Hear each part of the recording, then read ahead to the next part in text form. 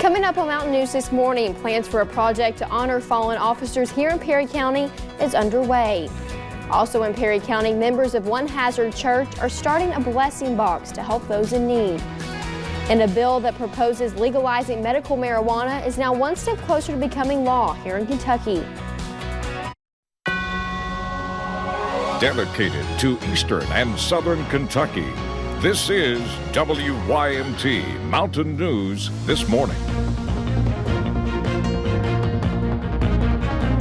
Good morning. The time is 5:32 on February 21st. I'm Madison Pergram, and thank you for joining us on Mountain News This Morning on this early Friday morning. But you're almost through the work week. Let's go to Brandon Robinson. Brandon, and you got some good news for us today. Can you say that day again, please? Friday. That's right, all day long. Let's take a look and see what's going on this morning. This morning, it is frigid, and I mean cold this morning. 16 right now in Moorhead. These are actual air temperatures. 17 Irvine, 18 Prestonsburg, Pikeville, Logan, 19 Somerset, Williamsburg, and Ashland. 20s across the rest of the region, low 20s. When you factor in the wind chill, though, single digits. Somerset, Monticello, close there in London and Pikeville this morning. Harlan, Williamsburg, and Wise, too. So bundle up as you're heading out the door. It's not going to get a whole lot warmer either. 39 is our forecast high this afternoon, even with full-on sunshine. But sunshine is the key word there, and that's going to last well into the weekend. I'll talk more about that here in just a little bit. Madison.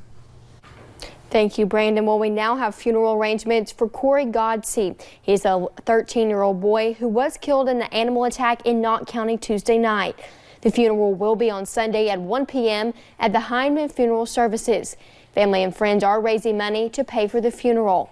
A GoFundMe page has raised nearly $8,000 for the family, and Kentucky State Police are still investigating the incident. Right now it is not known what animal killed Godsey. And it is a project that has been on the minds of people for nearly 10 to 15 years. Plans for the Perry County Fallen Officer Memorial is underway. Research by Chief Minor Allen reveals that 23 police officers have died in the line of duty in the last 120 years in Perry County. He says the number was not what he expected to find. I didn't realize the depth of how many officers that we've had that's been killed in the line of duty until I started researching it a little bit. The memorial will be outside the Hazard Police Station, and Allen is looking for donations to finish the project. He hopes to have the memorial completed by summer. And First Presbyterian Church in Hazard built a blessing box to help those in the community. WYMT's Dakota Makers talked with church leaders about this new community outreach. Oh yeah, that's a great idea. A three-letter word spreading blessings throughout the community, all inspired by the season of Advent. During the sermon, passed out a sheet that encouraged people to give food and personal items as part of Advent.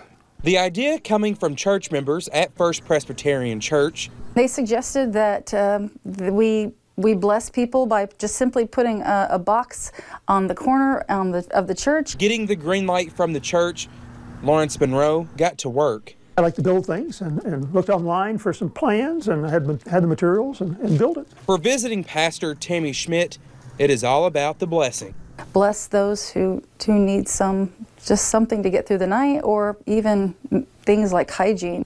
Wanting to make sure help is just around the corner. What better way to help members of our community than putting a blessing box in a space where we meet some of the people who need it the most. Reverend Schmidt hopes the outreach extends not just to the church, but throughout Hazard. We also want to encourage members of the community to come and give a little from their pantry. Hoping this 8-letter word lives up to its meaning.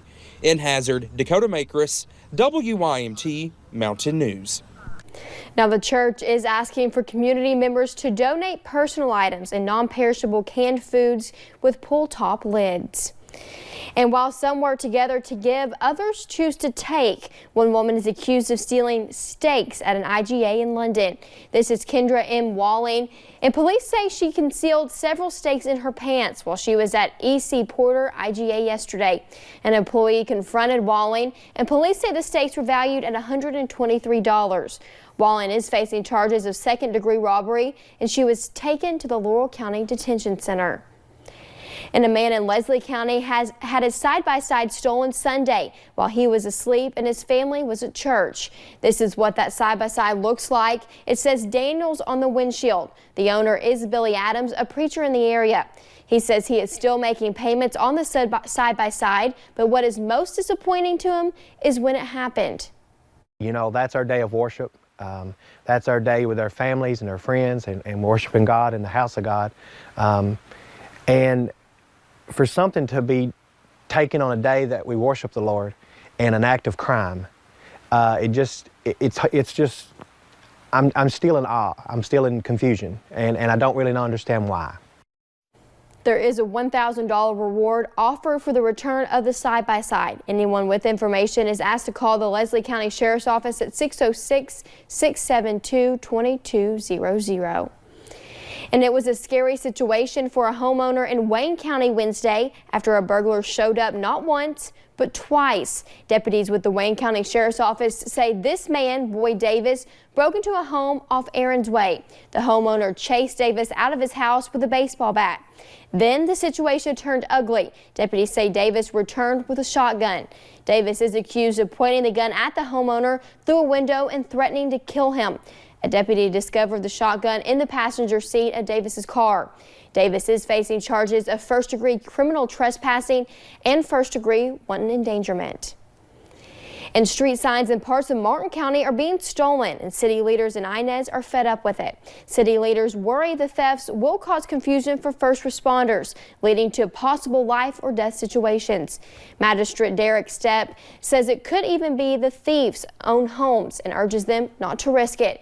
City leaders also point out the cost of replacing signs is something that is typically not included in their budget. And a grand jury will hear the case of a Letcher County man who faces child pornography charges. At the time of his arrest, Dalton Bates was the Wise Central High School band director. He is facing 20 counts of possessing child porn and 1 count of distributing it. Bates pleaded not guilty last week. We do not know when Bates' next court date is. And a man will spend at least 25 years in prison after murdering 3 people in March of 2018. Lance Ward was sentenced to life in prison without the possibility of parole for 25 years. Ward shot and killed Micah Sammons, Derek James, and Amber Lockard near the Pike and Martin County line. He pleaded guilty to the murders. And a medical marijuana bill has taken another step forward. Kentucky House lawmakers voted 65-30 in favor of the bill last night. That comes after hours of debate on the House floor.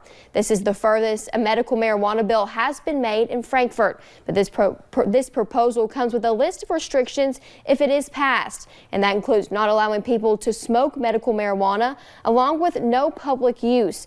We'll have more on the finer details of the bill in our 6 o'clock hour right here on Mountain News This Morning.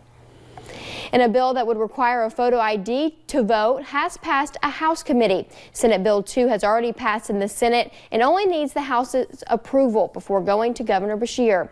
Secretary of State Michael Adams is pushing for the bill, saying he wants to restore confidence in the voting process.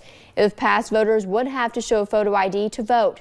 But if you don't have an ID, the bill states that voters can sign an affidavit swearing they are who they say they are.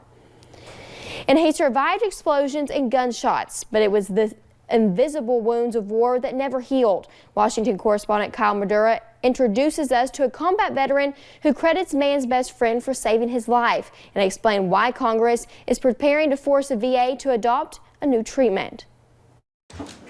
Buckles isn't just a well-trained dog. I think of him like my own little personal therapist. You can't take a therapist with you everywhere you go, but you can take a dog with you.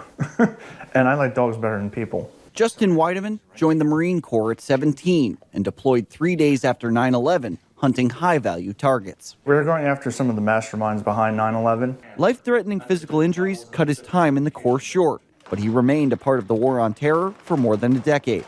In the back of his mind, trauma festered. And I knew something was off, but I didn't know what was off. Weideman sought treatment for PTSD at the VA, but credits this friendly face and wagging tail with opening him back up to a world he had shut out.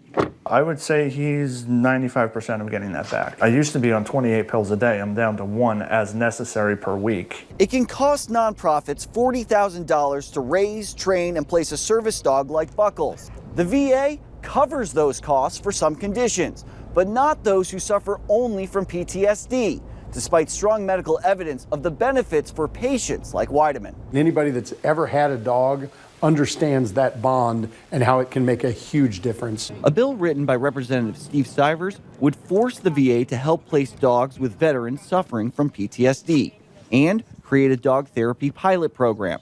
The agency began studying the issue a decade ago, but Stivers argues 22 veteran suicides a day speaks to the need to act. We need to get these veterans help as soon as possible. There isn't time anymore. It needs to be fast-tracked. Stivers' bill recently passed the House by a wide margin and is under consideration in the Senate.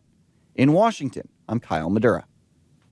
Now, VA leaders declined multiple interview requests for this story, and in a statement, spokespeople highlighted a pilot program for those with PTSD and a mobility disorder. The spokesperson says more data will determine whether a mental health diagnosis will be directly covered in the future.